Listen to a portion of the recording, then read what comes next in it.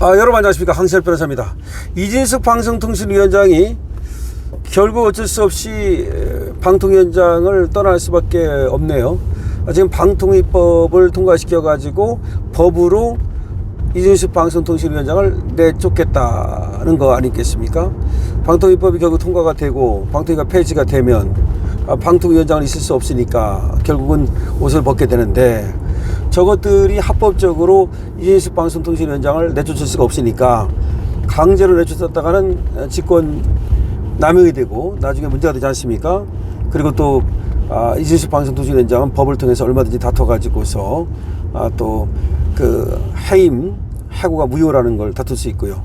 그러다 보니까 저것들이 꼼수를 썼는데, 이진숙 방송통신위원장 하나를 쫓아내기 위해서 법을 만든다.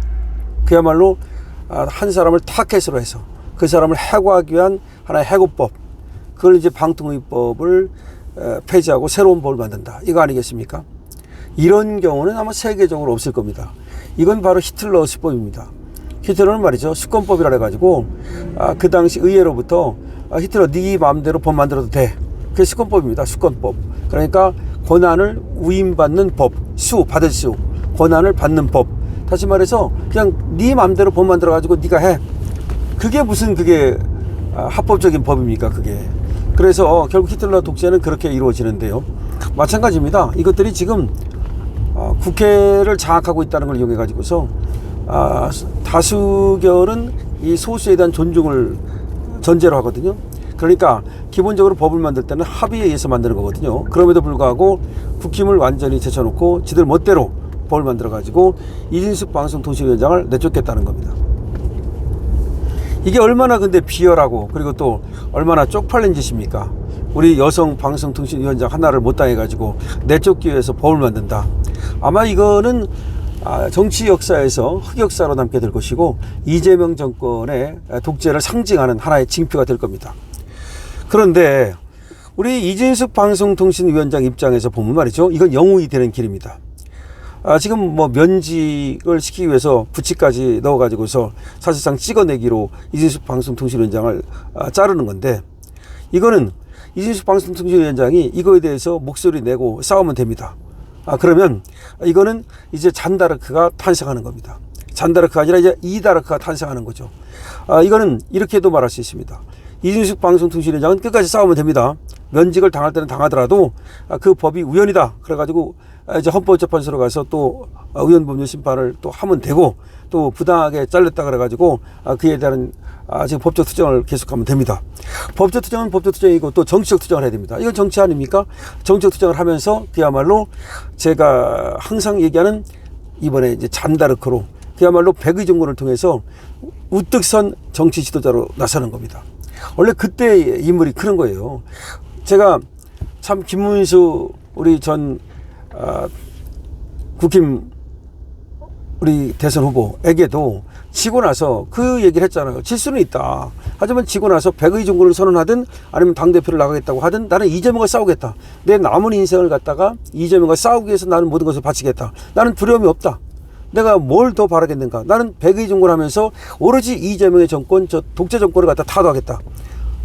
아니면 내가 이재명 정권과 싸우기 위해서 나는 당대표가 필요하다. 나는 당대표 같은 직에 그렇게 연연하지 않는다. 하지만 싸우기 위해서 내가 당대표가 돼야 되겠다. 나를 뽑아다오. 이렇게 했더니 100% 그냥 되는 거예요. 그런데 그렇게 못하고 자꾸 뭐 당대표를 뭐하러 나가냐, 뭐 그 월급도 없는데 이따위 소리나 하고, 그러다가 눈치 살살 보다가 또 이제 장동익한테 선수를 뺏기니까 이 보수로 우리 유권자들을 뺏길 것 같으니까 저쪽에 표를 좀 갖고 오려고 한동훈이나 품겠다고 그러고, 안철수나 품겠다고 그러고, 심지어 이준석까지 품겠다고 그러고, 그러다가 그냥 나가야 된 거 아닙니까? 원래 그러면 안 되는 거야. 지금 이진숙 방송통신위원장은요, 최고의 인생 지금 절정기를 맞을 수 있는 기회입니다. 그 방송통신위원장 그 몇 년 더 하면 뭐 하겠어요? 그 별거 아니야. 뭐 하면 우리 보수를 위해서 방송통신을 잡고 있어야만 저들이 방송을 이용해 가지고서 선전하고 독재 정권의 하나의 도구로 쓰는 거, 그걸 막기 위해서 한다면 의미가 있겠지만, 본인의 영달을 위해서 한다면 방송통신위원장 그거 뭐 하고 말면 많은 거지, 그거 뭐 몇 년 더 한다 그래서 어차피 한 거야. 방송통신위원장 어차피 한 거예요. 역사에는 이진숙 방송통신위원장 한 거야. 그 윤석열 대통령 말대로 3년을 해도 대통령이고 5년 해도 대통령이야. 그러니까 더 이상 미련 가질 게 없어. 그냥 방송통신위원장 이진숙이야. 그래도 지금부터는 더 큰 꿈을 꾸는 거야. 더 큰 꿈이 뭐냐? 우리 보수의 정치 지도자가 되겠다. 지금 그러잖아도 여성 정치 지도자가 많지가 않아요. 우리 박근혜 대통령이 한번 했다가 실패를 했는데 여성이라서 실패한 게 아니야. 원래가 여성도 한번 보세요. 영국의 대처라든가 이런 사람도 얼마나 잘했습니까? 그러니까 얼마든지 또 여성이라고 그래서 못하는 게 아니에요. 더 잘할 수 있어요. 현대 시대에는 여성의 어떤 그 섬세한 리더십이 더 필요할 수도 있어요. 자, 미국에서도 뭐 트럼프하고 붙었던 게 바로 여성 아니었습니까? 비록 떨어지긴 했지만 그만큼 이제 여성도 얼마든지 지도자가 될 수 있고 박근혜 대통령도 잘했는데 저것들의 맛에 걸려가지고 실패하실 뿐이에요. 아, 문재인보다 못했습니까? 문재인보다 100배 낫습니다. 그 다음에 저것들 보세요. 이재명 저거 잘할 것 같습니까? 보나마나 꽁생 울었어. 벌써 싹수가 놀았습니다. 잘 못해. 벌써 트럼프하고의 교류하는 거 보세요. 그냥 숨어버리잖아. 트럼프한테 무슨 얘기를 들었는지 그냥 숨어버리잖아. 그 다음에 우리 300명이 가가지고 지금 구금당했는데 아무 소리 안 하고 숨어버리잖아. 저게 벌써 뭐라 그럴까요? 자기가 어려울 때 앞에 나서가지고 꿀 뚫고 나가는 힘이 없는 거예요. 그냥 옆에 있는 놈들 그 돌대가리 같은 그 옆에 있는 참모들 이용해가지고서 뭐 김현지 같은 거 정진상 뭐 이런 애들 이용해가지고 조그맣게 속꿉장난한 거지 큰 그림을 그릴 줄 아는 그런 어떤 말을 놓을 수 있는 그런 장기판 큰 판을 갖다가 이걸 갖다 재단하고 또 계획하는 그리고 실행하는 그런 능력이 없는 거야.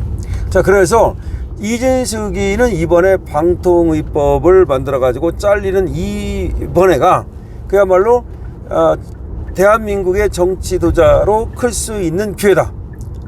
뭐 나이도 그 정도면 충분하고요.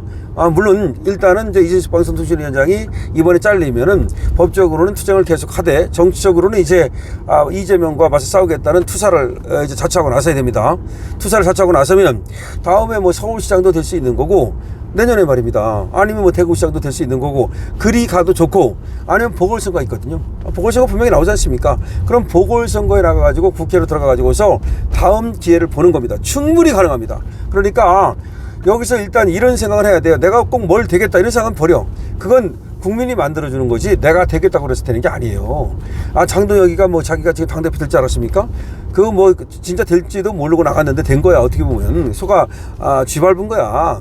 근데 그게 왜 됐느냐? 그런 식으로 그러니까 나는 돼도 좋고 안 돼도 좋고 나는 안 되든 되든 간에 내가 지금 절체절명의 보수의 위기 이걸 구하기 위해서 내 작은 힘이나마 내가 보태겠다. 나 그래서 나간다.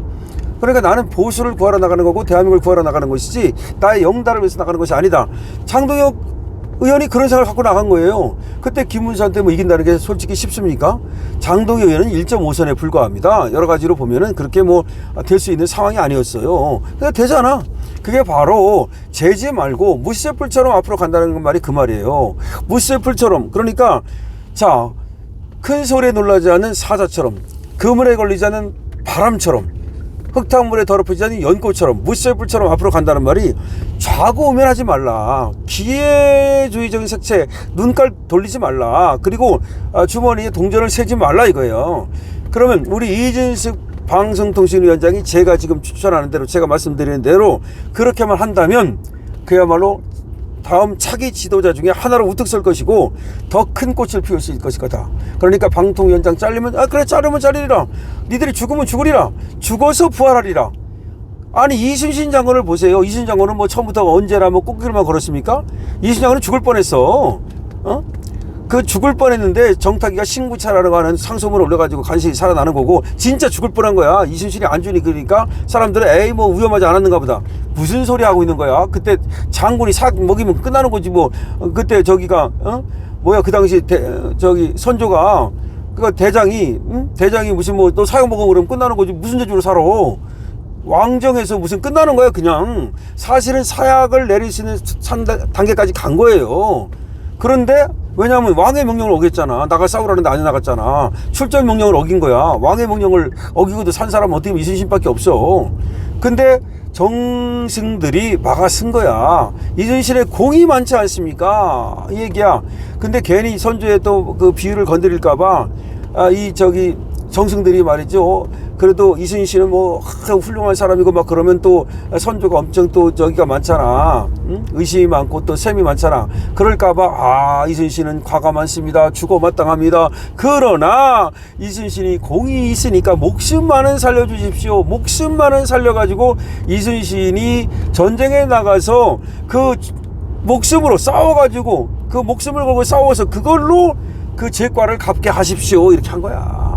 선조한테 기가 막히게 어떻게 보면은 이순신 저놈 죽어 마땅하다. 저는 죽어 마땅한 놈이고 저 새끼 말이 죽어야 되는데 그러나 저자도 공이 좀 있지 않습니까? 근데 저자가 나가서 싸우게 해가지고 차라리 그렇게 해가지고서 제값을 그 갚게 하라 이렇게 꼬신 거야.